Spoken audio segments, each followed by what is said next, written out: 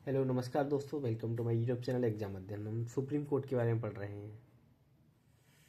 तो जैसा कि हम जानते हैं कि जो भारत में पहले तो कुछ चीज़ों को देखते हैं, जैसे कि जो भारत की जो राजनीतिक व्यवस्था रहती है वो कैसी है, संघीय व्यवस्था है एक टाइप से ना। भारत में राजनीतिक व्यवस्था कैसी होती है, संघीय होती है। संघीय से तात्पर्य होता है कि जहाँ पे दो या दो से अधिक जो स्तर पर सरकारें होती हैं।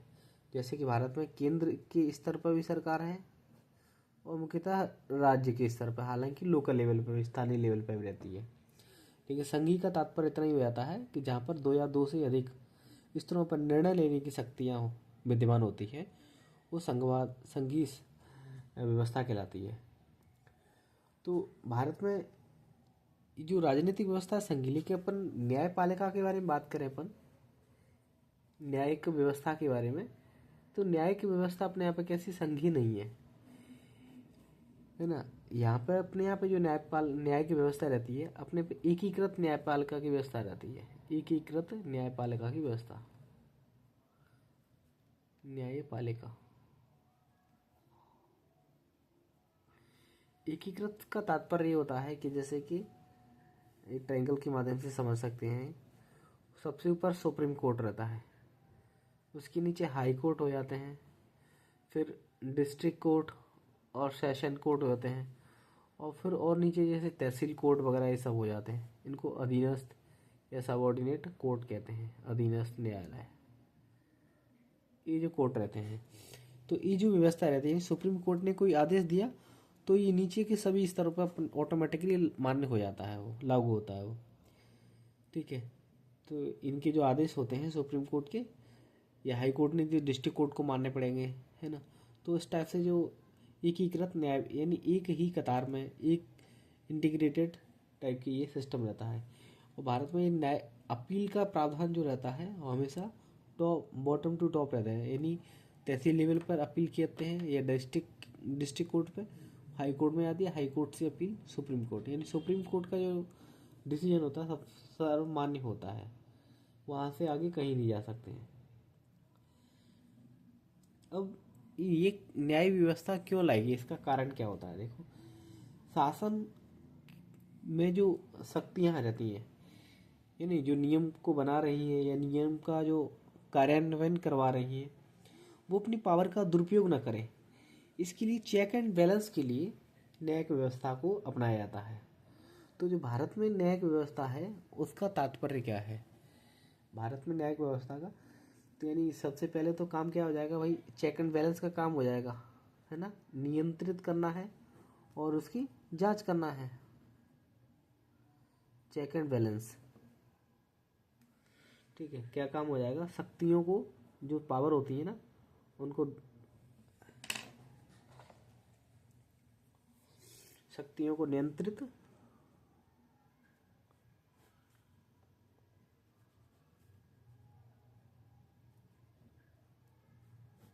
एवं संतुलित करने, शक्तियों को नियंत्रित संतुलित करना है। ठीक है, ये काम हो जाता है किसका, अपनी कोर्ट का काम होता है। यानी एक अंग होता है जो कि पावर को दुरुपयोग कर रहा होता है, तो दूसरा अंग उसको रोक देता कि भाई ये ऐसा काम मत करो। ठीक है, ऐसे कि विधायिका कार्यपालिका अपने ये कुछ गलत नियम बना दे, तो जो सुप्रीम कोर्ट है वो उसको नल एंड वॉइड या उस कानून को रद्द कर देती है। दूसरा काम क्या हो जाता है इसका, कि भाई शक्तियों को संविधान के द्वारा निर्धारित सुनिश्चित करना है।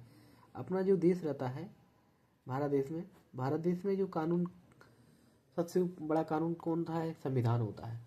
तो जो भी कानून वगैरह बनते हैं, जो भी नियम बनने, वो संविधान के दायरे में होना चाहिए। तो शक्तियों को संविधान के द्वारा ही निर्धारित और सुरक्षित करना होता है। शक्तियों को संविधान के द्वारा क्या करना है, निर्धारित और सुनिश्चित।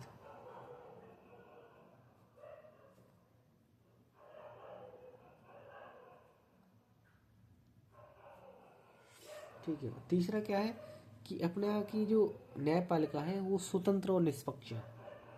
ठीक है, स्वतंत्र और निष्पक्ष न्यायपालिका की स्थापना है करना एक और कार्य रहता है।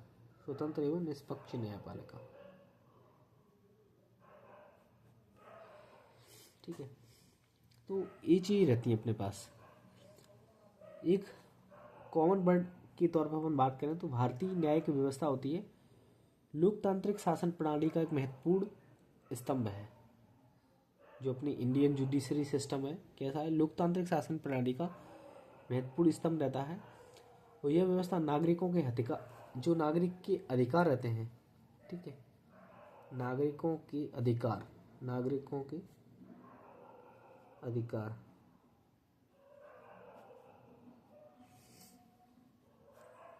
की सुरक्षा करती है। ठीक है, संविधान की रक्षा करती है।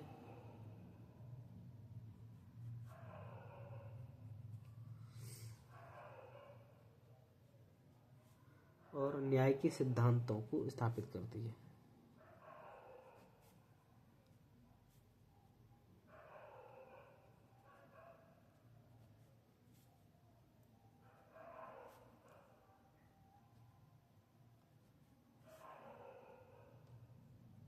देखो, अभी तक अपन ने क्या क्या चीज़ देखा था कि जो भारत में जो राजनीतिक व्यवस्था होती है वो संघीय ढांचे पर काम करती है, लेकिन जो न्यायिक व्यवस्था होती है वो एकीकृत न्यायपालिका की व्यवस्था होती है। यानी सुप्रीम कोर्ट के द्वारा जो आदेश दिए जाते हैं वो हाई कोर्ट, डिस्ट्रिक्ट कोर्ट, अधीनस्थ न्यायालय तक जाते हैं। ठीक है, अपने यहाँ जो न्यायिक व्यवस्था रहती है वो क्यों लाई गई है कि भाई जो शक्तियों का जो दुरुपयोग कोई ना कर सके। ठीक है, तो वो कहते हैं अपने पास तीन व्यवस्था होती है इसके लिए कि भाई जो शक्तियाँ रहती हैं उनको नियंत्रित और संतुलित करने के लिए, ताकि यदि एक जो शक्ति रहती है वो दुरुपयोग न करे, यदि दुरुपयोग करती तो दूसरी जो पावर होती है वो उसको देख सके, ठीक है, उसको रोक सके। और दूसरा कार्य रहता है कि शक्तियों को संविधान के द्वारा ही निर्धारित सुनिश्चित करना है। जो भी पावर दी जाती है, ठीक है, उनका जो दायरा होता है संविधान से बाहर नहीं जाना चाहिए। तीसरा होता है कि स्वतंत्र और निष्पक्ष न्यायपालिका की स्थापना करना है।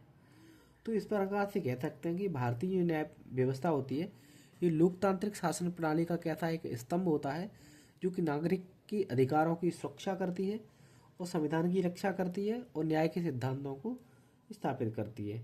इस टाइप से बोल सकते हैं कि जो भारत में जो एकीकृत न्यायपालिका अपने यहाँ पे। यदि मैं इसका महत्व के बारे में बात करता हूँ कि न्यायपालिका का इसका महत्व क्या क्या है, न्यायपालिका का महत्व क्या है।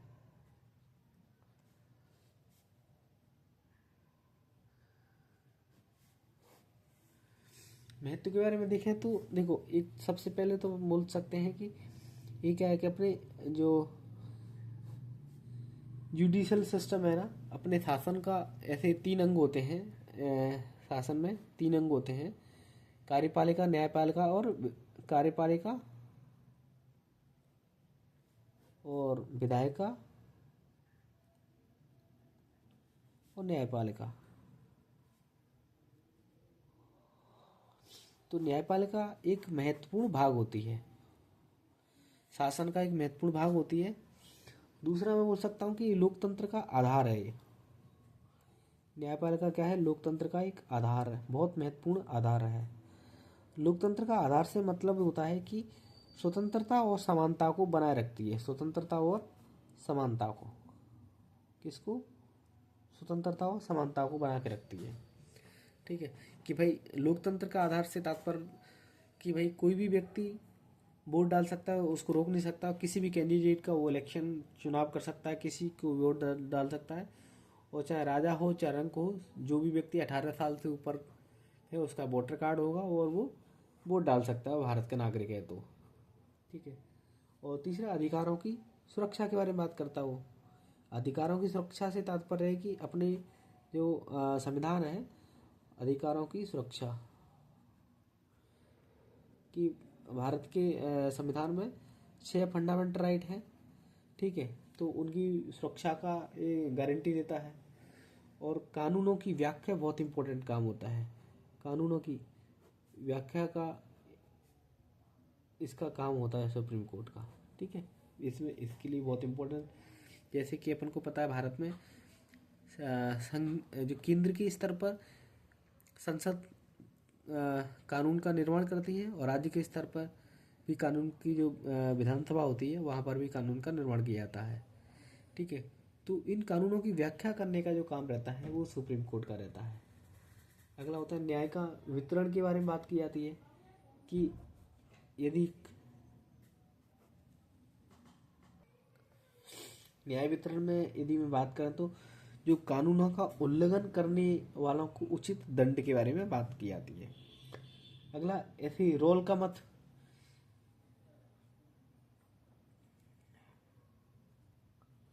रोल का मत से तात्पर्य होता है कि अधिकारों का एक निश्चय करना है और उन पर निर्णय देने के लिए न्याय विभाग अत्यंत नितांत आवश्यक होता है।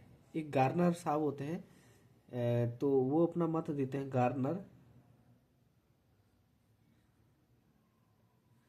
गार्नर साहब का मत क्या रहता है कि बिना न्यायिक अंगों के न्यायाधिकरण एक सभ्य राज्य की कल्पना नहीं की सकती है।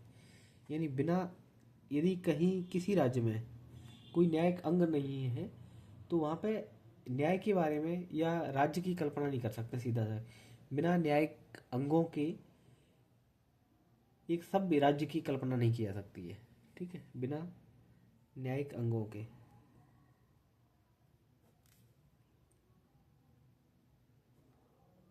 एक सभ्य राज्य की कल्पना नहीं की जा सकती है।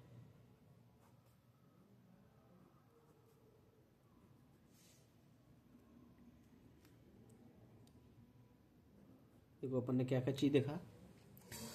सबसे पहले देखा था कि जो महत्वपूर्ण न्यायिक शक्तियों के बारे में देखा था कि भाई न्यायपालिका होती क्या है। एकीकृत न्यायपालिका व्यवस्था में कि जो शक्तियों को चेक एंड बैलेंस करने का काम रहता है, शक्तियों को संविधान के द्वारा निर्धारित और सुनिश्चित करना है, और भारत में स्वतंत्र और निष्पक्ष न्यायपालिका पाई जाती है। ठीक है, जो न्यायपालिका है लोकतंत्र का एक महत्वपूर्ण स्तंभ होता है जो कि नागरिकों के अधिकारों की सुरक्षा करता है और संविधान की रक्षा करता है और न्याय के सिद्धांतों को स्थापित करता है। इसका महत्व के बारे में बात करें तो भारत में 3 अंग पाए जाते हैं: कार्यपालिका, विधायिका, न्यायपालिका। तो न्यायपालिका शासन का एक महत्वपूर्ण भाग रहता है और ये लोकतंत्र का आधार है जो कि स्वतंत्रता और समानता के सिद्धांतों को पालन करता है।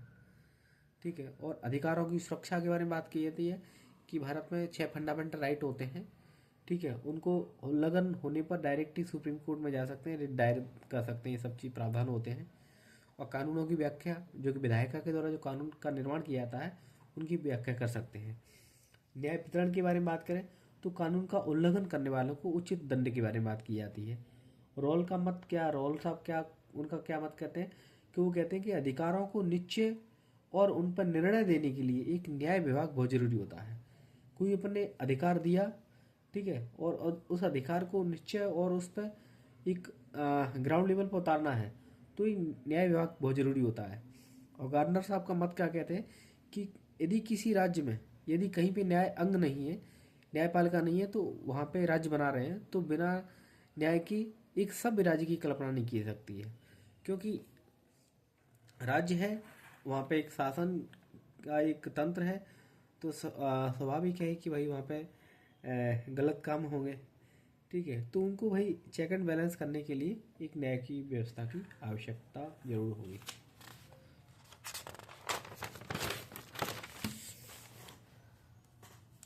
अगला बात करते हैं क्या इसके कार्य क्या क्या होते हैं।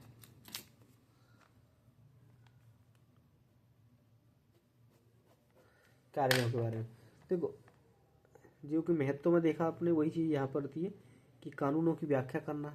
कानूनों की व्याख्या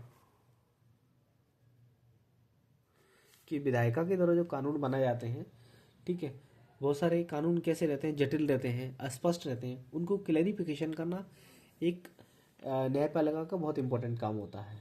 ठीक है, और अपन को पता है कि अपना जो संविधान होता है, ठीक है, उसके भाग 3 में 12 से 35 तक फंडामेंटल राइट दिए गए हैं। तो वहाँ पे नागरिक अधिकारों की रक्षा करना एक बहुत इम्पोर्टेंट काम होता है, नागरिक अधिकारों की रक्षा करना। ठीक है, तीसरा इम्पोर्टेंट मुकदमों का निर्णय। भाई कई टाइप के मुकदमे होते हैं, जैसे कि मुख्यतः बात करें अपन दीवानी और फौजदारी, जो सिविल में और आपराधिक मामले होते हैं, ठीक है, उनका यदि डिसीजन देना है तो यही काम भी किसका रहता है, न्यायालय के रहता है। और मैं बात करते हैं संविधान की रक्षा के बारे में बात करते हैं कि संविधान में जो केशवानंद भारती केस था 1973 में, तो उसके तहत यदि कुछ गलत डिसीजन दिया जाता है किसके द्वारा, जो विधायिका रहती है वो गलत कानून बनाती है, तो बेसिक स्ट्रक्चर का यदि हनन होता है तो उसमें नल वोट करा दिया जाता है, ठीक है। तो इस टाइप से संविधान की रक्षा का भी दायित्व तो किसका रहता है, सुप्रीम कोर्ट का रहता है। असंवैधानिक कानूनों को रद्द करना है, यानी जुडिशियल रिव्यू के माध्यम से ये काम कर देती है कौन, न्यायपालिका। अगला होता है संघात्मक व्यवस्था की रक्षा के बारे में बात की जाती है, किसकी, संघात्मक व्यवस्था की रक्षा।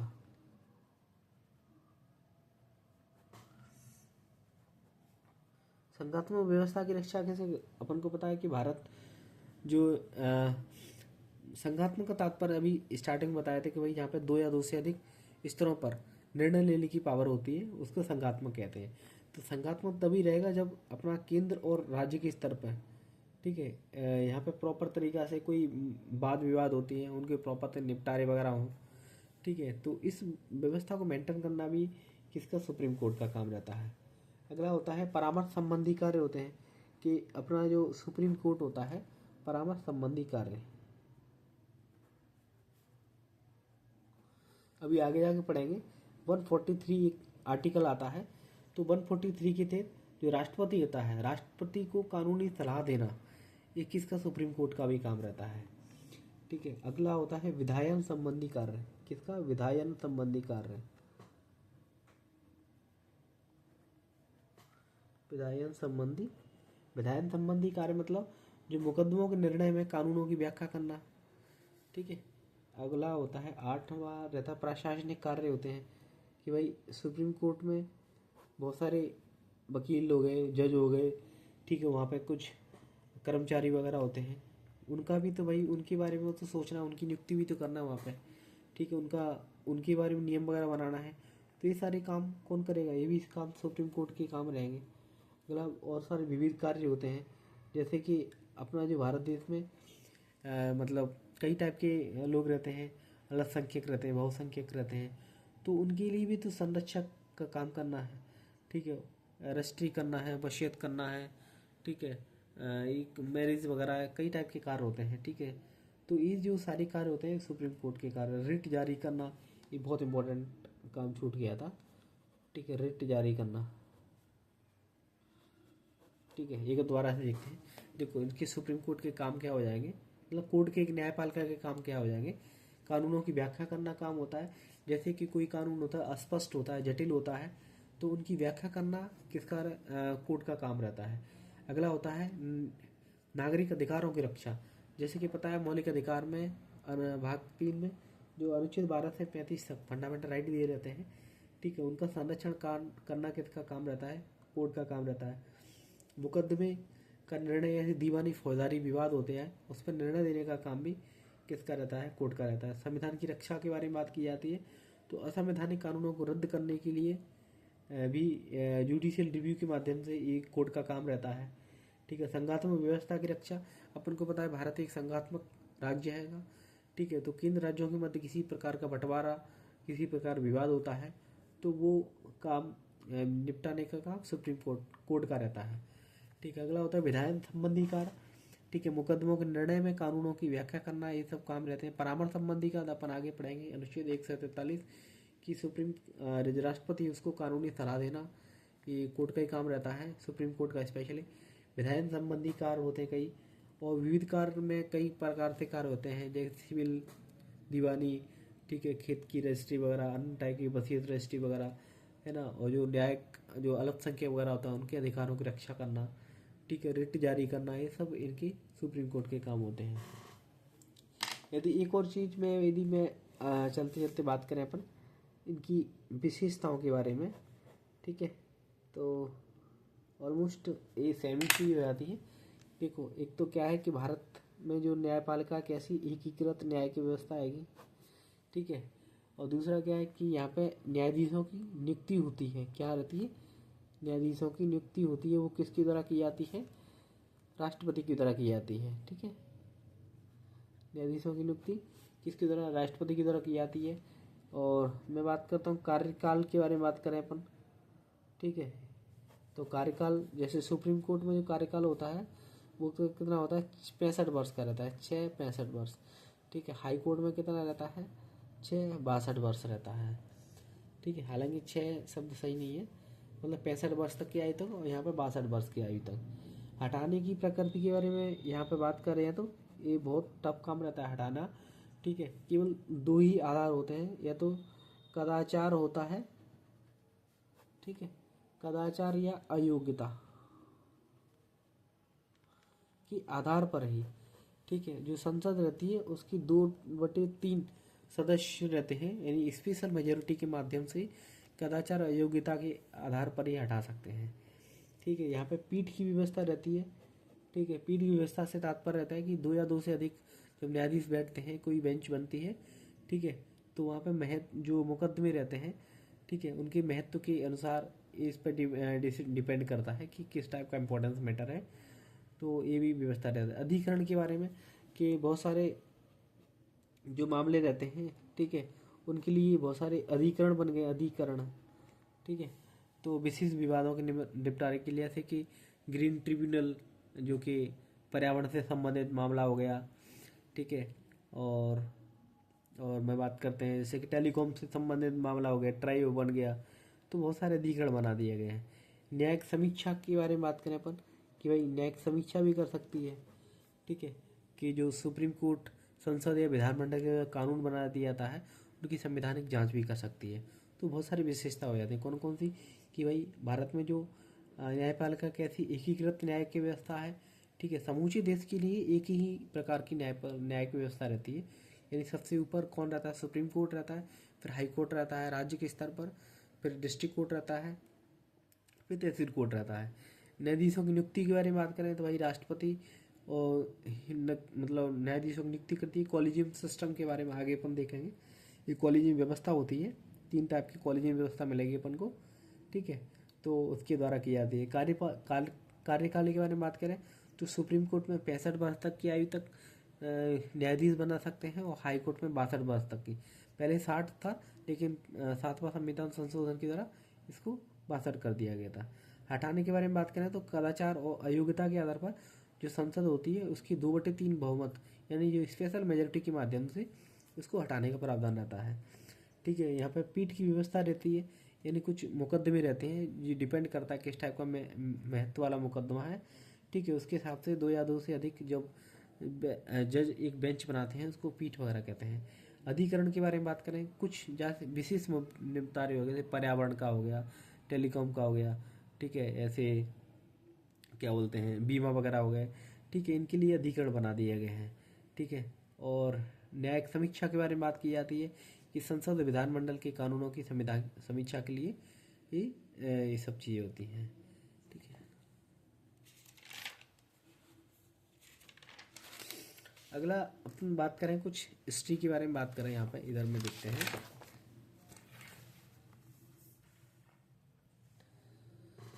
इतिहास के बारे में। इसका सुप्रीम कोर्ट का जो इतिहास अपने इतिहास, कोर्ट का इतिहास के बारे में बात करें तो इनके बारे में सबसे पहले स्टार्टिंग वैदिक काल से होती है। अपन को पता है वैदिक काल में एक स्वभाव समिति नाम की ये व्यवस्था होती थी। ठीक है, अर्थ जो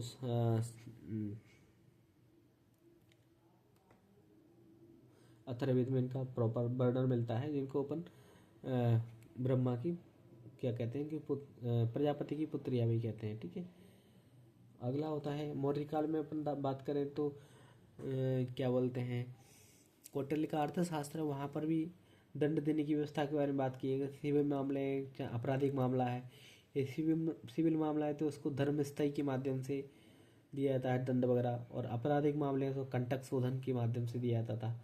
फिर मुस्लिम काल वगैरह आता है, वहाँ पर काजी सुलेमान वगैरह होते थे, वो व्यवस्था करते थे। फिर ब्रिटिश काल इम्पोर्टेंट है, वहाँ से इसकी रूपरेखा बनना शुरू होती है। तो ब्रिटिश काल में सबसे पहले रेगुलेटिंग एक्ट 1773 आता है। ठीक है, कलकत्ता में सर्वोच्च न्यायाधिकरण की स्थापना के बारे में बात की जाती है। ठीक है, वो होती है, हालांकि इसको कोई पावर वगैरह नहीं दी जाती है। फिर उसके बाद में बात करते हैं अपन 1800 का समय आता है मद्रास में। ठीक है, मद्रास में जॉर्ज तृतीय के द्वारा सर्वोच्च न्यायालय की स्थापना कर दी जाती है। फिर उसके बाद में बम्बई में 1823 में जॉर्ज तृतीय के द्वारा ही यहाँ भी स्थापना कर दी जाती है। फिर 1861 आता है। 1861 में भारत उच्च न्यायालय अधिनियम आता है, तो बहुत सारे प्रांतों में हाई कोर्ट की स्थापना की जाती है। ठीक है, फिर उसके बाद में अपन को पता है कि 1935 का जो एक्ट आता है, तो उसमें संघीय न्यायालय की स्थापना की जाती है। ये अपना इम्पोर्टेंट है, संघीय न्यायालय की स्थापना, यानी फेडरल फेडरल जुडिशरी सिस्टम की स्थापना हो जाती है 1935 में। फिर उसके बाद में अपना देश अपन को पता है 15 अगस्त 1947 को आज़ाद हो जाता है, और 26 जनवरी 1950 को संविधान लागू हो जाता है और सुप्रीम कोर्ट का गठन हो जाता है। ठीक है, यदि मैं इसकी पहली बैठक के बारे में बात करता हूँ, संसद भवन की चैम्बर ऑफ प्रिंसेस में होती है, और उस टाइम पे H.J. कानिया साहब यहाँ पे कौन होते हैं, इसके सुप्रीम कोर्ट के CJI होते हैं। ठीक है, फिर 1958 में जा कर के नया परिसर भवन बन जाता है तिलक मार्ग पे, वहाँ पे स्थानांतरित हो जाता है। ठीक है, अब अपन मुख्यतः अपन इनके आर्टिकल होते हैं, वहाँ से इसकी शुरुआत करते हैं।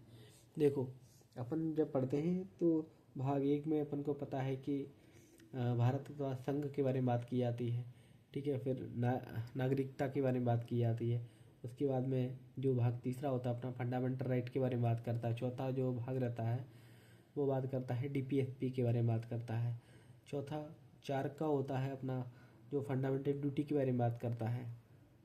फिर जो भाग 5 रहता है, ठीक है, भाग 5 में संघ के बारे में बात की जाती है, और भाग 5 का भी जो चैप्टर चौथा होता है, चौथा चैप्टर भाग 5 का कौन सा, चौथा चैप्टर।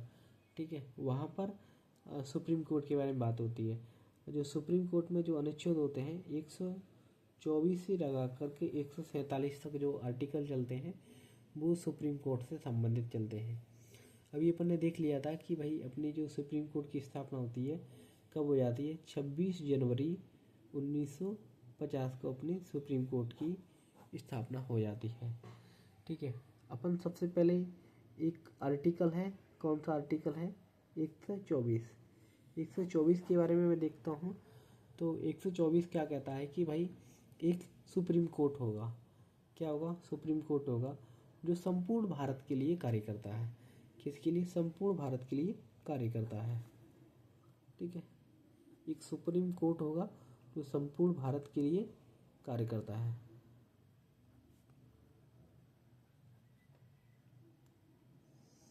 ठीक है,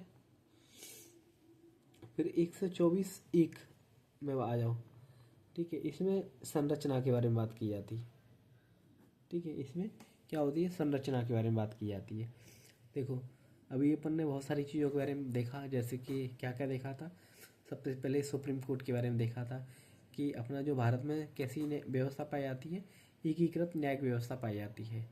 ठीक है, तो सुप्रीम कोर्ट के बारे में कुछ देखा था कि भाई जो कोर्ट का भूमिका वगैरह के बारे में, कि जो भारत में चेक एंड बैलेंस करने के लिए नियमों का जो नियंत्रण करना है, ठीक है, उसको जांच करना, उसके लिए एक व्यवस्था होगी। ठीक है, और जो कोई कार्य हो रहा है तो एक संविधान के दायरे में हो, ठीक है, उसके हिसाब से होना चाहिए। ये सब चीज़ों के बारे में देखा था। ठीक है, और आगे जाके देखा था कि जो सुप्रीम कोर्ट होता है, जो न्यायालय होता है, लोकतंत्र का आधार होता है ना। लोकतंत्र का आधार है तो जो नियम वगैरह रहते हैं उसके हिसाब से काम हो। ठीक है, फिर उसके बहुत सारे अपन ने कार्य देखे थे, उसका महत्व देखा था। ठीक है, उसकी विशेषता देखी थी, और उसकी हिस्ट्री के बारे में देखा था कि जैसे कि वैदिक काल से शुरुआत होती है, सभा समिति वगैरह होती थी। ठीक है, फिर उसके बाद में मौर्य काल में जो कौटिल्य का अर्थशास्त्र होता है, उसमें भी सिविल मामले और आपराधिक मामलों के लिए व्यवस्था है कि धर्म स्तरीय कंटक शोधन वगैरह। फिर रेगुलेटिंग एक्ट 1773 आता है। फिर उसके बाद में मद्रास सर्वोच्च न्यायालय 1800 जॉर्ज तृतीय के द्वारा स्थापना की जाती है। फिर 1823 में मुंबई में स्थापना की जाती है। फिर 1861 में भारत उच्च न्यायालय अधिनियम आता है, विभिन्न प्रांतों में हाई कोर्ट की स्थापना की जाती है। फिर फाइनली 1935 का जो भारत शासन अधिनियम आता है उसमें फेडरल कोर्ट की स्थापना की जाती है, संघीय न्यायालय की स्थापना की जाती है। फिर अपन 26 जनवरी 1950 को स्वतंत्रता के बाद सुप्रीम कोर्ट की स्थापना की जाती है। और उसकी प्रथम बैठक के बारे में बात करें, संसद भवन के चैम्बर ऑफ प्रिंसेस में होती है। ठीक है, हीरा लाल ये कहानियाँ होते हैं ना जो इसके CJI होते हैं। 1928 में नया परिसर बन जाता है, उसकी ट्रांसफ़र कर दी जाती है। और फिर अपन देख रहे थे कि भाग 5 है जो संविधान का, भाग 5 का चौथा चैप्टर है, जहाँ पर की बात करें 124 से 147 तक अनुच्छेद होते हैं। वहाँ पे सुप्रीम कोर्ट के बारे में बात की जाती है। अनुच्छेद 124 है, वो कहता है कि भारत का एक सुप्रीम कोर्ट होगा जो संपूर्ण भारत के लिए कार्य करेगा। ठीक है, भारत का एक सुप्रीम कोर्ट होगा जो संपूर्ण भारत के लिए कार्य कर देगा। 124 में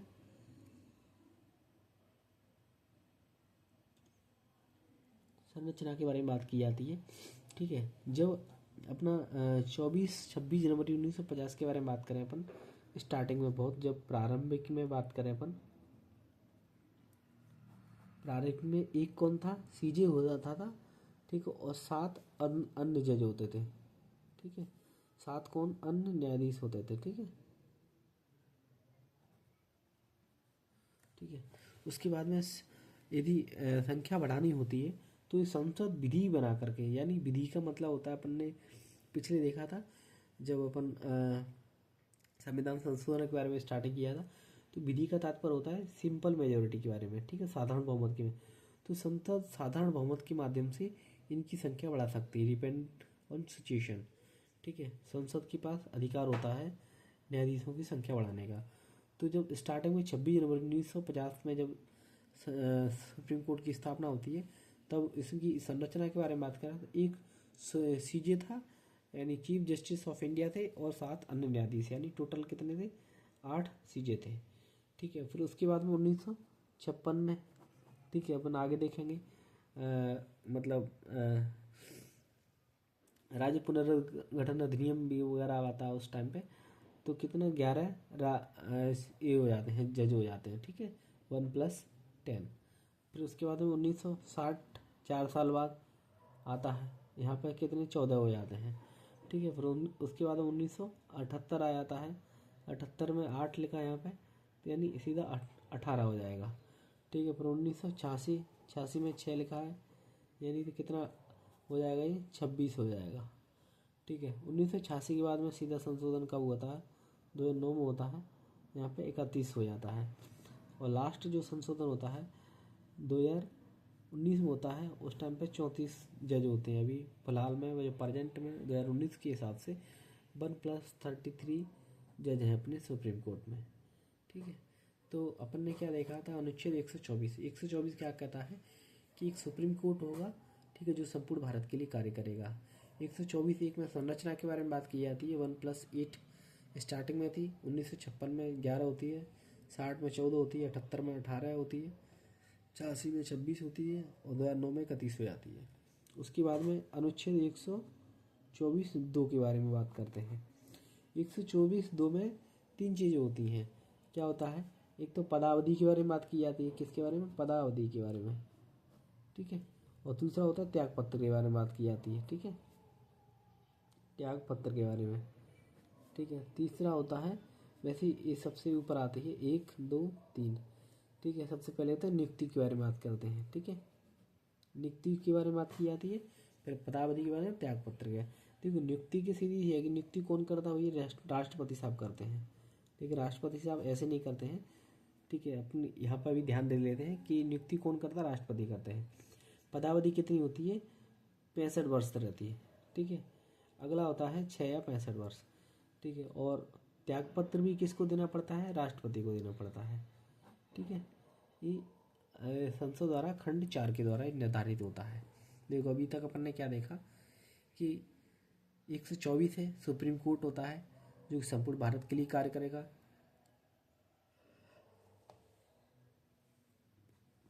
124(1) में संरचना के बारे में बात की जाती है।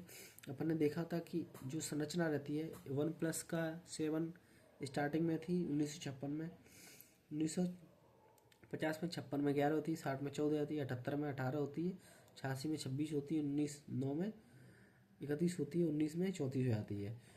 124(2) में बात करें तो अपन यहाँ पे कुछ प्रावधान होते हैं, जैसे कि बात करें नियुक्ति के बारे में बात की जाती है, पदावधि के बारे में, त्यागपत्र के बारे में। ठीक है, नियुक्ति राष्ट्रपति के द्वारा की जाती है, पदावधि 665 होती है और त्यागपत्र राष्ट्रपति के द्वारा होता है। ठीक है, इसकी यदि पैरेलल में अपन चलना चाहें, चलो अपन बाद में देखेंगे इस चीज़ को, पहले केवल सुप्रीम कोर्ट का देखते हैं, फिर कंपेरिजन इसका हाई कोर्ट का भी हो जाएगा। ठीक है, नियुक्ति प्रक्रिया के बारे में मैं बात करता हूँ। तो जो मुख्य न्यायाधीश होते हैं, ठीक है, राष्ट्रपति के द्वारा अन्य न्यायाधीशों की सलाह पर हो जाते हैं। ठीक है, क्योंकि यहाँ पे क्या रहता है, कॉलेजियम सिस्टम बनता है। क्या बनता है, कॉलेजियम सिस्टम के माध्यम से ही राष्ट्रपति, जो कॉलेजियम सिस्टम होता है वो रिकमेंड जिसके लिए कर देता है, राष्ट्रपति उसी व्यक्ति को एज अ जज, ठीक है, वो नियुक्त करते हैं। यदि मैं सीजे के बारे में बात करता हूँ, किसका, मुख्य न्यायाधीश के बारे में, तो यदि मुख्य न्यायाधीश के बारे में बात की जा रही है ना, यहाँ पे पद कौन सा हो गया, सीजे हो गया। ठीक है, नियुक्ति प्रक्रिया, ऐसे 3 कॉलम बना लेते हैं, नियुक्ति प्रक्रिया हो जाती है, ठीक है, और पद हो जाता है। और यहाँ पे अभी प्रेजेंट में सिस्टम कैसा चल रहा है उसको देखते हैं। ठीक है, जो सीजे हो गया, मुख्य न्यायाधीश हो जाते हैं, तो राष्ट्रपति के द्वारा, ठीक है, राष्ट्रपति द्वारा अन्य न्यायाधीशों की सलाह पर, अन्य न्यायाधीश जो सलाह देते हैं राष्ट्रपति को, उसके आधार पर नियुक्ति भी करते हैं। तो ये जो राष्ट्रपति जो कर रहे हैं अन्य न्यायाधीशों की सलाह पर, वही कॉलेजियम सिस्टम होता है। ठीक है, कॉलेजियम वो रिकमेंडेशन करता है, उसके आधार पर बात की जाती है। यदि मैं अन्य न्यायाधीशों के बारे में बात करता हूँ, ठीक है, अन्य न्यायाधीशों के बारे में, तो यहाँ पे सुप्रीम कोर्ट के चीफ जस्टिस इंपॉर्टेंट आते हैं। जो चीफ जस्टिस साहब यदि जो राष्ट्रपति को सिफारिश देते हैं, ठीक है, उस व्यक्ति को नियुक्त कर दी जाती है अन्य न्यायाधीश के द्वारा। यहाँ पर एक कॉलेजियम सिस्टम बनता है 5 सदस्य, ठीक है, कॉलेजियम सिस्टम वो रिकमेंड करता है कि अन्य न्यायाधीशों के बारे में। ठीक है, अन्य न्यायाधीशों के बारे में कुछ ऐसी स्टोरी चलती है कि अन्य जो कॉलेजियम सिस्टम है इसकी थोड़ा सा कहानी देखते हैं। देखो, अभी तक अपन ने क्या देखा, भाग 5 देखा। ठीक है, भाग 5 में चैप्टर 4 है, जहाँ पे 124 से 147 तक सुप्रीम कोर्ट के बारे में बात की जाती है। उसका अनुच्छेद 124 कहता है कि एक सुप्रीम कोर्ट होगा जो कि संपूर्ण भारत के लिए कार्य करेगा। 124(1) में संरचना के बारे में बात की जाती है। संरचना स्टार्टिंग में 1+7 थी, 56 में 11 हो जाती है, 60 में 14 हो जाती है, 78 में 18 आती है, 86 में 26 और 9 में 31 हो जाती है, 19 में 34 हो जाती है। 124(2) में बात करें तो 3 सिस्टम में बात करते हैं, नियुक्ति, पदावधि, त्यागपत्र। नियुक्ति के बारे में राष्ट्रपति नियुक्त करता है, पदावधि 65 वर्ष तक रहती है, त्यागपत्र राष्ट्रपति को मिलते हैं। लेकिन यहाँ पर नियुक्ति के बारे में बात करी जा रही है, तो नियुक्ति ऐसे नहीं होती आसानी से। यदि चीफ जस्टिस की बारे में नियुक्ति करनी है तो राष्ट्रपति जब नियुक्ति करेगा, जब अन्य न्यायाधीशों की सलाह, सिफारिश, जो अन्य न्यायाधीशों के द्वारा सिफारिश की जाती है, ठीक है, वो तो राष्ट्रपति के द्वारा उस व्यक्ति को चीफ जस्टिस के तौर पर नियुक्त कर दिया जाता है। ये जो रिकमेंडेशन होती है कॉलेजियम व्यवस्था के द्वारा की जाती है। और अन्य न्यायाधीशों की नियुक्ति करना है तो सुप्रीम कोर्ट के जो चीफ जस्टिस होते हैं वो जो सिफारिश देते हैं राष्ट्रपति साहब को, ठीक है, और इसमें 5 जजों का एक बेंच मतलब कॉलेजियम सिस्टम बनता है, वो इसको रिकमेंडेशन करते हैं इस चीज़ों के बारे में।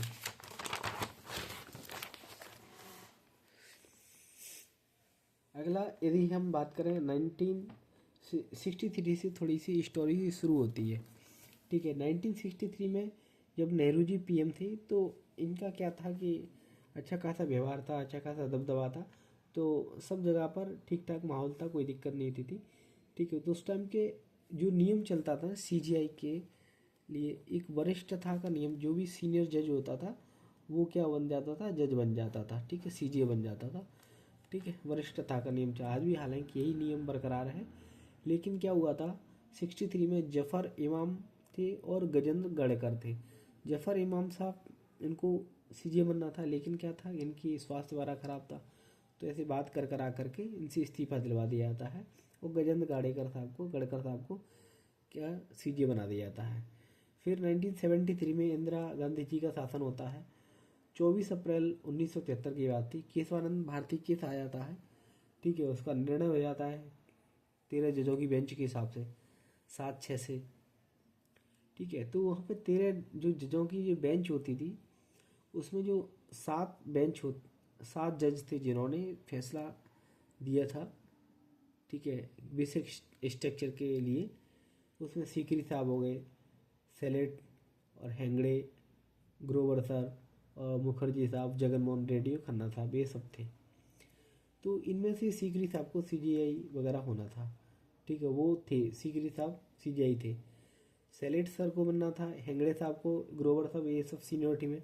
लेकिन इन सब को हटाते हुए सीधा 25 अप्रैल 73 को किसको बना दिया, एन रे साहब को सीधा जज बना देते हैं, ठीक है, सीजीआई बना देते हैं। तो यहाँ से ये मामला गड़बड़ा जाता है। 80-81 में हाईकोर्ट में एक जो इलाहाबाद हाईकोर्ट है, वहाँ पे एक जज ट्रांसफ़र का केस आता है, ठीक है, एसपी गुप्ता केस आता है। तो एसपी गुप्ता जो केस आता है, इसी केस को, जो जज ट्रांसफ़र का जो मामला होता है, इसको ही क्या कहते हैं, फर्स्ट जज केस कहते हैं। कौन सा कहते हैं, फर्स्ट जज केस कहते हैं। ये कब आता है, 1980-81 में ये केस आता है, ठीक है, एसपी गुप्ता साहब का, ठीक है। इसमें एक क्वेश्चन उठा था कि भाई संविधान में जो प्रयुक्त सब परामर्श है, इसका मतलब क्या होता है, ठीक है, परामर्श का मतलब क्या होता है। क्या राष्ट्रपति न्यायाधीशों की नियुक्ति में अंतिम निर्णायक होता है, जो राष्ट्रपति ने बोल दिया वही व्यक्ति नियुक्त होगा, ठीक है, इस टाइप का एक परामर्श जो वर्ड होता है उस पर क्वेश्चन उठाता है, जो फर्स्ट जज केस होता है, ठीक है। फिर उसके बाद में जो निर्णय आता है, बोला जाता है कि जो परामर्श है ना, वो बाध्यकारी नहीं होता है, ठीक है। परामर्श का सिंपल सा मतलब होता है विचारों का आदान प्रदान करना, और जो परामर्श है वो बाध्यकारी नहीं होता है। तो सीजीआई की राय इसमें अंतिम नहीं मानी गई, कार्यपालिका को प्रधानता इसमें दी गई थी। फिर जो सेकंड जो जज केस आता है, सेकंड न्यायाधीश केस आता है जो,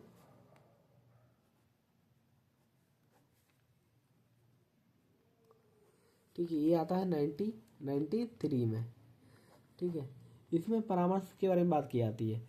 तो जो परामर्श का ये मतलब तो हो रहा है कि भाई परामर्श का क्या रहता है, तो विचारों का आदान प्रदान करना तो है ही, विचारों का आदान प्रदान करना, ठीक है। और दूसरा क्या है, जो पहला वाला केस था उसमें क्या था कि बाध्यकारी नहीं है, लेकिन इसमें बोल दिया भाई ये केस क्या है, बाध्यकारी है, ठीक है। यहाँ पर क्या बोल दिया था कि जो सुप्रीम कोर्ट में जो परामर्श जो शब्द रहता है वो बाध्यकारी होता है, ठीक है। यहाँ से ही क्या हो जाती है, शुरुआत हो जाती है प्रारंभिक कॉलेजियम सिस्टम की। यानी जो सीजी जो हो गए, चीफ जस्टिस साहब होंगे, वो जो निर्णय देंगे, ठीक है, राष्ट्रपति साहब को परामर्श के तौर पर, वो बाध्यकारी को मानना ही पड़ेगा। तो उच्चतम न्यायालय का जो कॉलेजियम सिस्टम होता है, यहाँ से इसकी शुरुआत होती है, सेकेंड जो जज केस होता है वहाँ से, ठीक है। इसमें जो बेंच बनती थी, जज कॉलेजियम सिस्टम बनता था, ये कैसा होता था, सीजीआई प्लस का 2 सीनियर मोस्ट जज ऑफ सुप्रीम कोर्ट, यानी 3 जजों की से ये क्या बोलते हैं, कॉलेजियम सिस्टम बना था। कौन सा, द्वितीय न्यायाधीश जज वाला। और इसमें और भी क्या बोला था, ये जो सीनियर मोस्ट जज है, यदि मान लो ये अपनी राय नहीं देते या अपोजिट में देते हैं, लेकिन जो सीजीआई साहब ने जो राय दी थी वो सबसे प्राथमिक होगी, ठीक है। सीजीआई की राय कैसी होगी, प्राथमिक होगी। ये सबसे इम्पोर्टेंट ये फंडा था इसमें, ठीक है। तो यहाँ से ही कॉलेजियम की व्यवस्था की नींव रखी जाती है, मानी जाती है। इसका इम्पोर्टेंस ये होता है कि भाई नियुक्ति प्रक्रिया में कार्यपालिका की भूमिका मतलब सीमित हो जाती है। क्योंकि यहाँ पे तो था कि जो एसपी गुप्ता साहब का फर्स्ट केस आता है, फर्स्ट जजेस केस आता है, इसमें इस जो परामर्श जो वर्ड था वो बाध्यकारी नहीं था, लेकिन यहाँ पे बाध्यकारी हो जाता है।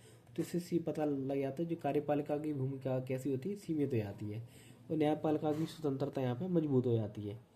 फिर तीसरा जो तृतीय जज केस आता है, ठीक है, तृतीय न्यायाधीश मामला आता है।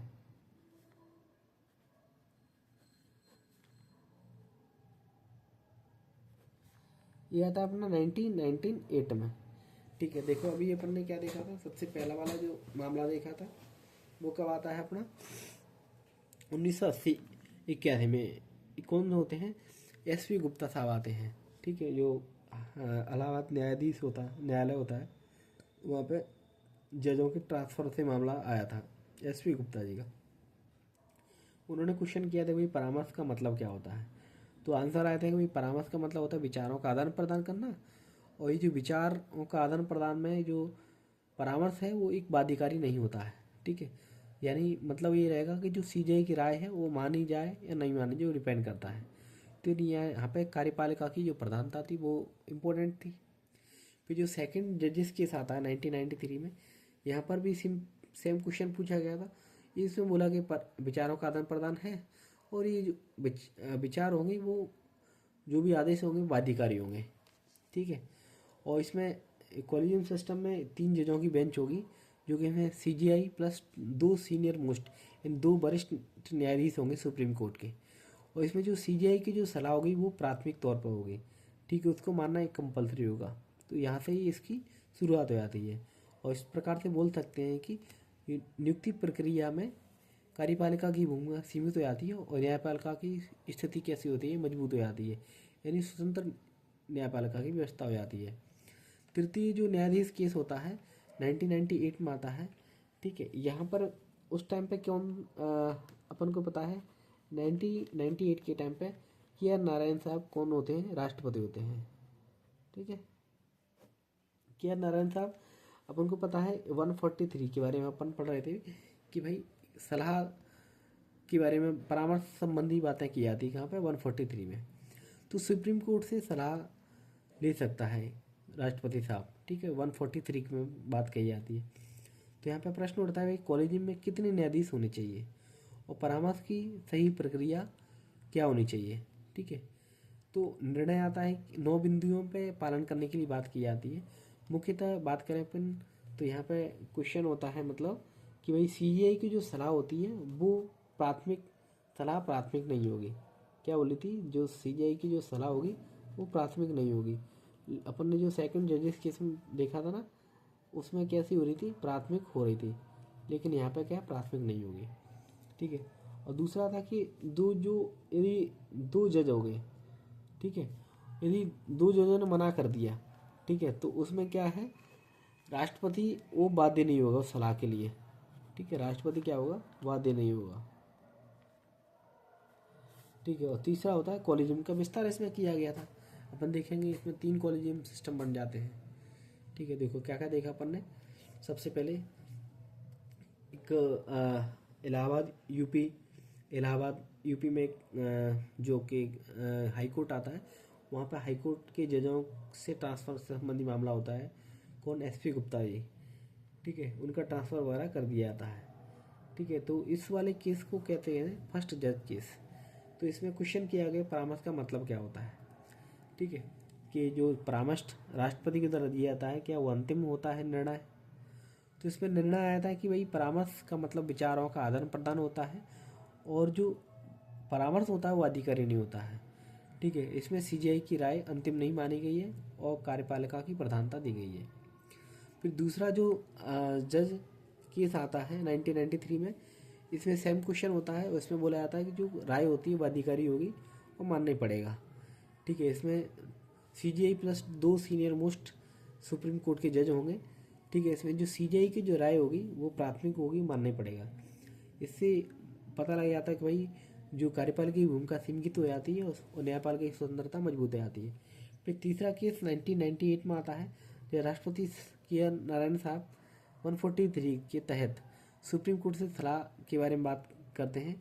तो यहाँ पर पूछा गया था भाई जो कॉलेजियम सिस्टम आपने बनाया है उसमें कितने न्यायाधीश होने चाहिए, और जो परामर्श की जो प्रक्रिया होती है वो कैसी होनी चाहिए। ठीक है, उसका मतलब क्या है। तो इसमें निर्णय जो आते हैं 9 बिंदुओं पर आते हैं। अपन मुख्यतः बात कर रहे हैं कि सीजीआई की जो सलाह होती है प्राथमिक नहीं होती है। यदि 2 जजों ने कुछ जो डिसीजन दे दिया है, ठीक है, मना कर रहे हैं वो, ठीक है, तो राष्ट्रपति उसको मानने के लिए बाध्य नहीं होता है, और कॉलेजियम का इसमें विस्तार हो जाता है। ठीक है, तो यहाँ पर अपन बात करते हैं कि सुप्रीम कोर्ट के नियुक्ति के लिए कॉलेजियम के बारे में बात करें अपन, किसमें सुप्रीम कोर्ट में नियुक्ति होती है तो उसके लिए कॉलेजियम कैसा रहता है। सुप्रीम कोर्ट में नियुक्ति के लिए कॉलेजियम कैसा रहता है। सीजीआई रहते हैं और कौन से रहते हैं, 4 जज रहते हैं। ठीक है, कौन रहते हैं, सीजीआई रहते हैं और 4 जज रहते हैं। ठीक है, 4 जज कौन से रहेंगे, सुप्रीम कोर्ट के सीनियर मोस्ट जज रहेंगे। ठीक है, लेकिन यहाँ जो 4 जो वरिष्ठ न्यायाधीश रहते हैं सीजीआई के साथ में, यदि मान लो ये देखो सीजीआई साहब तो रिटायरमेंट हो ही रहे हैं, सीजीआई के साथ में ये 4 जज जो सीनियर मोस्ट हैं इनके पीछे लगे हुए हैं जो भी, यदि वो भी रिटायरमेंट हो रहे हैं तो यहाँ पर 4 की जगह पर 5 जजों की भी आ सकते हैं। ठीक है, तो इस टाइप से कभी कभी क्या होता है, टोटल 5 जज होते हैं, कभी कभी 6 भी हो जाते हैं। ठीक है, तो पहला तो ये आता है। फिर दूसरा, यदि हाईकोर्ट में नियुक्ति के बारे में बात की जाती है, हाईकोर्ट में नियुक्ति के बारे में यहाँ पे 3 जज होते हैं। ठीक है, कौन कौन से होते हैं, देखो एक सीजीआई साहब तो फिक्स है, सुप्रीम कोर्ट के चीफ जस्टिस, और 2 होते हैं सीनियर मोस्ट जज of supreme court, high court में नियुक्ति करना है तब। फिर तीसरा होता है हाई कोर्ट में यदि स्थानांतरण से संबंधित मामला है, स्थानांतरण से हाई कोर्ट में मामला है तो यहाँ पर 5 जजों की बेंच होती है। ठीक है, कौन, देखो एक तो सीजीआई साहब होते हैं सुप्रीम कोर्ट के, दूसरे इसमें 2 सीनियर मोस्ट जज होते हैं सुप्रीम कोर्ट के, और यहाँ पे 2 जज होते हैं हाई कोर्ट के। एक जज तो हाई कोर्ट के सीजीआई वो होंगे जिस हाई कोर्ट में ट्रांसफ़र होना है, और दूसरे हाई कोर्ट के सीजीआई वो होंगे जिस हाई कोर्ट से होना है। ठीक है, तो यहाँ पर 3 टाइप से ये कॉलेजियम सिस्टम काम करता है। पहला कौन सा होता है, सुप्रीम कोर्ट में नियुक्ति करना है तो क्या कौन सा होता है, 1+4 या 1+5। हाई कोर्ट में रहता है 1+2, और हाई कोर्ट में स्थानांतरण से बात की जाती है तो 5 का रहता है। 5 में मतलब क्या रहता है, 1+2+2। ठीक है, तो यहाँ तक बात चल जाती है अपनी। तो भारत में न्यायाधीशों की नियुक्ति से संबंधित 3 जज के परिणाम स्वरूप कॉलेज प्रणाली विकसित हुई है जिसमें न्यायपालिका की प्रधानता हुई है। जो चतुर्थ, यदि मैं बात करता हूँ चतुर्थ जज केस के बारे में, ठीक है, चतुर्थ जज केस के बारे में बात करें अपन, तो यहाँ पे अपन को पता है 99 वाला जो मामला आता है। ठीक है, संविधान संशोधन होता है, ठीक है, 2014 में। ठीक है, एनजीएसी के बारे में बहुत सुना है अपन ने। ठीक है, एनजेएसी, ठीक है, एनजीएसी के बारे में न्यायिक नियुक्ति आयोग बनता है। ठीक है, जजों की नियुक्ति के बारे में। तो इसमें जो संरचना होती थी, संरचना यहाँ पे देखते हैं एक बार, इसमें जो संरचना थी, संरचना कैसी दी थी, इसमें 6 मतलब मेंबर थे इसमें। एक तो इसमें जो अध्यक्ष थे वो कौन थे, सीजीआई थे। ठीक है, इसमें 2 सदस्य और थे, 2 सदस्य कौन थे, सीनियर मोस्ट जज ऑफ सुप्रीम कोर्ट। ठीक है, ठीक है, कोई दिक्कत नहीं है। अब एक इसमें एक सदस्य कौन था, कानून मंत्री होता था इसमें, यहाँ तक भी कोई दिक्कत नहीं है, कानून मंत्री। ठीक है, और 2 सदस्य कौन थे, ख्याति प्राप्त थे, जो विधि विशेषज्ञ होते हैं। ठीक है, जो ख्याति प्राप्त विधि विशेषज्ञ वो थे इसमें। और शर्त इसमें थी कि शर्त, एक कंडीशन क्या लगा दी, देखो 3 जज तो ये हो गए, एक सीजीआई और 2 सुप्रीम कोर्ट के सीनियर मोस्ट जज, 3 लोग ये हो जाते हैं सरकार की तरफ से, यानी एक कानून मंत्री खुद हो जाते हैं और दूसरा ख्याति प्राप्त व्यक्ति हो जाते हैं। ठीक है, तो इसमें से जो 6 में से आधे लोग होते हैं, आधे लोग यानी 3 लोग यदि असहमत हो जाते हैं तो उस नाम को आगे नहीं बढ़ा सकते, यहीं पर मामला गड़बड़ हो जाता है। इसमें क्या बोला था सरकार ने कि जो 6 में से यदि 3 जज ये असहमत हो जाते हैं, 3 लोग असहमत हो जाते हैं तो उस व्यक्ति के नाम को आगे नहीं बढ़ाया जाएगा, यहीं से मामला गड़बड़ हो जाता है। तो इसने न्यायपालिका ने क्या बोला था कि न्यायपालिका की स्वतंत्रता हनन हो रही है और आधारभूत संरचना का ये भाग है। तो ये वाला जो 2015 में 4th जजेस केस आता है, 99 संविधान संशोधन मूल ढांचे का हनन करता है और इसको नल एंड वॉइड कर दिया जाता है, शून्य घोषित कर दिया जाता है। यहाँ पे चीज़ें हो जाती है। ठीक है, यहाँ तक अपन ने चीज़ों के बारे में पढ़ा। देखो अपन ने क्या क्या देखा, एक बार समराइज की फॉर्म में देख लेते हैं। सबसे पहले अपन ने देखा था कि भाई जो भारत में न्यायपालिका कैसी एकीकृत न्याय व्यवस्था होती है। ठीक है, सबसे ऊपर सुप्रीम कोर्ट होता है, फिर हाई कोर्ट होता है, फिर session court and district court होता है, फिर अधीनस्थ न्यायालय, ये सब चलते हैं। ठीक है, अपन ने देखा चेक एंड बैलेंस का काम रहता है, संविधान के अनुसार ही सारे नियम कानून सब बनना चाहिए। ठीक है, ये चीज़ों के बारे में देखा था। और एक और पॉइंट क्या था यहाँ पे कि जो स्वतंत्र और निष्पक्ष न्यायपालिका की स्थापना के बारे में बात की जाती है। ठीक है, और देखा था कि जो भारत की जो न्यायपालिका रहती है वो कैसी रहती है, एक लोकतांत्रिक शासन प्रणाली का महत्वपूर्ण स्तंभ रहता है। ठीक है, जिसमें कि बोला गया है कि नागरिकों के अधिकारों की सुरक्षा करती है। ठीक है, और संविधान की रक्षा करती है और न्याय के सिद्धांतों को स्थापित करने में महत्वपूर्ण भूमिका निभाती है। ठीक है, और इसके बाद में देखा तो न्यायपालिका का महत्व के बारे में कि भाई अपन ने देखा था कि भाई अपने भारत में जो शासन के 3 अंग होते हैं, कार्यपालिका, विधायिका, न्यायपालिका। तो न्यायपालिका एक बहुत महत्वपूर्ण भाग होता है। ठीक है, लोकतंत्र का आधार होता है स्वतंत्रता और समानता। ठीक है, इसके सिद्धांतों की रक्षा करती है, अधिकारों की रक्षा, फंडामेंटल राइट उनका रक्षा करती है, कानूनों की व्याख्या, विधायिका जो कानून बना देती है, ठीक है, उनकी रक्षा करती है। न्याय वितरण, किसी प्रकार को उल्लंघन करता है तो उसको दंड देने से संबंधित व्यवस्था भी होती है। ठीक है, रोल का मत कहते हैं कि भाई अधिकारों का निश्चय और उन पर निर्णय देने के लिए न्याय विभाग बहुत ज़रूरी होता है। ठीक है, एक गार्डनर साहब वो भी कहते हैं कि भाई जहाँ पर किसी प्रकार का कोई न्यायिक अंग नहीं है तो वहाँ पर एक सभ्य राज्य की कल्पना ही नहीं कर सकते अपन। ठीक है, यदि मैं इनके कार्यों के बारे में बात करता हूँ तो कि न्यायपालिका के काम क्या होते हैं भाई, काम क्या होगा भाई, न्याय की व्याख्या करना है। ठीक है, कानूनों की और नागरिकों के अधिकारों की रक्षा करना है, मुकदमों में निर्णय देना है, संघर्ष में व्यवस्था की रक्षा करना है। ठीक है, परामर्श संबंधी 143 के तहत वो भी कार्य करना है। प्रशासनिक कार्य होते हैं, विधायी कार्य होते हैं, विविध कार्य होते हैं। ठीक है, रिट वगैरह जारी करना, ये सब काम होते हैं। यदि इनकी विशेषताओं के बारे में देखें तो अपन को पता है कि भाई जो सुप्रीम कोर्ट वगैरह ये न्यायिक व्यवस्था, एकीकृत न्यायिक व्यवस्था पाई जाती है भारत में। ठीक है, और न्यायाधीशों की नियुक्ति राष्ट्रपति के द्वारा की जाती है। कार्यकाल के बारे में देखा अपन ने तो सुप्रीम कोर्ट में जो कार्यकाल होता है 65 वर्ष होता है, हाई कोर्ट में 62 होता है। हटाने की प्रक्रिया के बारे में बात करें तो कदाचार और किसके अयोग्यता के आधार पर हटा सकते हैं। संसद में 2/3 बहुमत यानी स्पेशल मेजोरिटी के माध्यम से हटा सकते हैं। पीठ के बारे में देखा अपन ने। ठीक है, और अधिकरण भी विशेष जो विवाद होते हैं उसको हटा निपटाने के लिए, जैसे कि ग्रीन ट्रिब्यूनल वगैरह हो जाते हैं। ठीक है, ट्राई वगैरह हो जाते हैं। ठीक है, ऐसे न्यायाधिकरण बना सकते हैं। न्याय जुडिशियल रिव्यू के माध्यम से कोई यदि कानून विधानमंडल या संसद के द्वारा बनाया गया गलत तरीका से, ठीक है, तो उसकी जांच वगैरह की जा सकती है। ये सब चीज़ों के बारे में देखा था और अपने कुछ हिस्ट्री देखी थी। उसके बाद में अपन ने देखा था कि भाई जो भाग 5 होता है उसका जो चैप्टर चौथा है उसमें 124 से लगा करके 147 तक सुप्रीम कोर्ट के बारे में जिक्र किया गया है। 124 होता है वो कहता है कि भारत में एक सुप्रीम कोर्ट होगा जो कि संपूर्ण भारत के लिए कार्य करेगा। 124(1) में अपन ने देखा था कि संरचना के बारे में, स्टार्टिंग में 1+7 की संरचना होती थी। उसके बाद में 1956 आता है, 1+10 हो जाती है यानी 11 हो जाते हैं। ठीक है, 56 के बाद में 60 आते हैं, फिर 14 हो जाते हैं।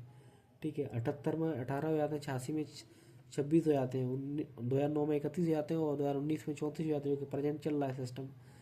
फिर 124(2) के बारे में देखा था अपन ने, पदावधि, नियुक्ति, पदावधि, त्यागपत्र के बारे में देखा था।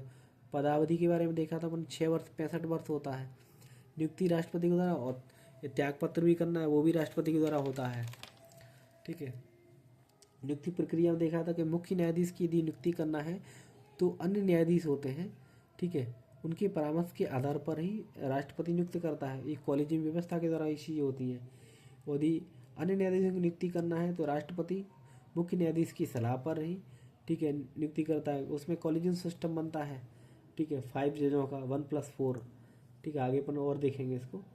ठीक है, फिर ऐसे कॉलेजियम सिस्टम की शुरुआत होती है। 1980 में फर्स्ट जजेस के साथ आए SP गुप्ता साहब, जो कि इलाहाबाद हाई कोर्ट के जज होते हैं। उनके ट्रांसफर से मामला आता है तो उसमें परामर्श नाम का जो शब्द होता है 143 में, ठीक है, उस पर क्वेश्चन उठा था भाई उसका मतलब क्या होता है। ठीक है, तो उन्होंने पूछा था कि भाई जो राष्ट्रपति की जो अंतिम निर्णय दे देते हैं वही मतलब सत्य है कि नहीं है। तो निर्णय आता है कि भाई परामर्श का मतलब विचारों का आदान प्रदान होता है, और जो विचार होते हैं वो बाध्यकारी नहीं होते हैं। ठीक है, तो इस यहाँ पे कहने का मतलब ये होता है कि सीजीआई की राय होती है, अंतिम नहीं मानी जाती है, और कार्यपालिका को प्रधानता दी जाती है। फिर सेकंड जजेस केस आता है 1993 में, उसमें सेम क्वेश्चन उठता है उसमें, लेकिन बोल दिया था कि जो परामर्श में जो बाध्यकारी जो राय होगी वो बाध्यकारी होगी। ठीक है, तो यहाँ से प्रारंभिक कॉलेजियम की व्यवस्था का एक नींव डल जाती है। ठीक है, उच्चतम न्यायालय के द्वारा कॉलेजियम की बारे में बात की जाती है, राय परामर्श ये बाध्यकारी होता है। यहाँ पे CGI plus 2 senior most supreme court के जज होते हैं, और यहाँ पे बताया था कि जो सीजीआई की राय होती है वो प्राथमिक होती है, उसको मानना कंपलसरी होता है। ठीक है, और नियुक्ति प्रक्रिया में न्यायपालिका की भूमिका सीमित हो जाती है, यहाँ बोल सकते हैं, और न्यायपालिका की स्वतंत्रता मजबूत हो जाती है। फिर थर्ड जज के साथ आए 1998 में, राष्ट्रपति के आर नारायण साहब होते हैं। 143 के तहत जो सुप्रीम कोर्ट से सलाह के बारे में बात करते हैं, तो यहाँ पर पूछा गया भाई इसमें जो कॉलेजियम की जो व्यवस्था रहती है उसमें कितने जज हो सकते हैं। ठीक है, और जो परामर्श की इसकी प्रक्रिया क्या होती है, इसमें 9 बिंदुओं पर बात की जाती है। मुख्यतः बात करें तो सीजीआई की सलाह प्राथमिक नहीं होती है, और 2 जज यदि मना कर दें तो राष्ट्रपति बाध्य नहीं होता है, और कॉलेजियम की विस्तार के बारे में बात की जाती है यहाँ पर। फिर उसके बाद में सुप्रीम कोर्ट के 3 टाइप के कॉलेजियम के बारे में बात की जाती है यहाँ पे। तो सुप्रीम कोर्ट की नियुक्ति के बारे में कॉलेजियम के बारे में बात करें अपन, तो सीजीआई प्लस 4 जजेस होते हैं। ठीक है, और यहाँ पे यदि मान लो सीजीआई के साथ में जो 4 जज हैं वो भी यदि रिटायरमेंट हो रहे हैं, सेवानिवृत्त हो रहे हैं, तो यहाँ पे 5 जज भी ले सकते हैं। अगला हाईकोर्ट में नियुक्ति करना है तो 3 जज के बारे में बात करें, सीजीआई तो मुख्य रहते हैं और 2 सीनियर मोस्ट जज रहते हैं। अगला हाईकोर्ट में ट्रांसफ़र के बारे में बात मामला है, तो एक सीजीआई साहब होते हैं और 2 सीनियर मोस्ट जज होते हैं, और 2 हाईकोर्ट के जज होते हैं। 2 हाईकोर्ट में एक हाईकोर्ट के जज सीजी वो होंगे जिस हाईकोर्ट में ट्रांसफ़र होना है, और एक हाईकोर्ट के सीजी वो होंगे जिस हाईकोर्ट से ट्रांसफ़र होना है। फिर चौथा न्यायाधीश मामला आता है 2014 में 99 संविधान संशोधन जब होता है। ठीक है, न्यायिक नियुक्ति आयोग होता है। ठीक है, जजों की नियुक्ति के बारे में, तो इसमें जो संरचना थी 6 सदस्यों की थी। इसमें एक सीजीआई होते हैं, 2 सीनियर मोस्ट जज होते हैं, और एक विधि जो मंत्री होते हैं, कानून मंत्री होते हैं, और 2 विधि वेत्ता होते हैं, मतलब जो ख्याति प्राप्त जो विशेषज्ञ होते हैं। तो इसमें शर्त रखेगी भाई कि 3 यदि लोग मना कर देते हैं, ठीक है, तो उस व्यक्ति का नाम आगे नहीं बढ़ाया जाएगा। कहीं पर मामला पेच फंस जाता है तो उस न्यायपालिका बोलती है कि तो हमारी स्वतंत्रता का हनन करा। ये बेसिक जो स्ट्रक्चर है केशवानंद भारती वाला, उसको भाई हनन हो रहा है। तो इसलिए जो 99वां संविधान संशोधन था, मूल ढांचे का हवाला देते हुए इसको शून्य घोषित कर दिया जाता है। यहाँ तक बातें हो जाती हैं। Thank you. जय हिंद, जय भारत।